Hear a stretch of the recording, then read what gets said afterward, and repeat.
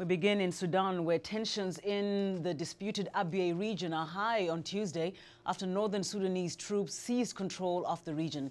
The United Nations says at least 20,000 people have fled to safer areas in the south.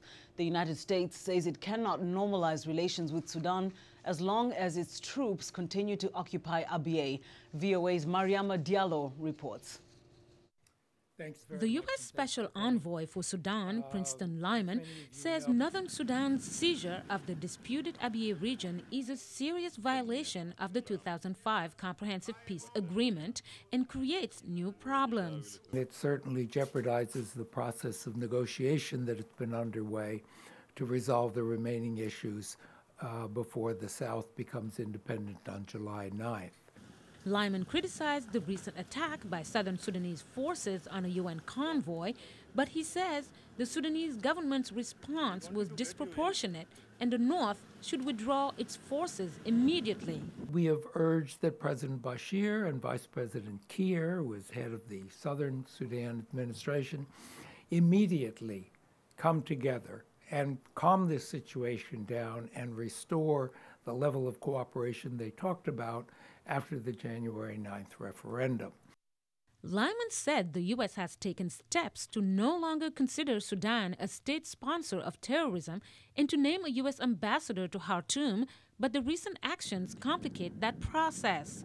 Analysts also fear renewed civil war between the North and South. David Sullivan is with the Center for American Progress in Washington.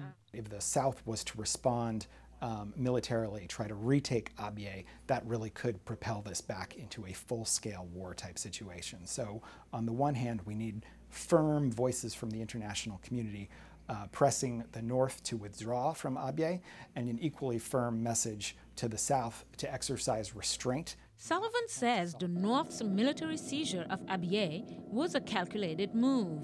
This was a strategic effort to displace the population and change the facts on the ground so that the North then has the advantage in any further negotiations. And that kind of behavior cannot be rewarded. But the Sudanese government defends its position. It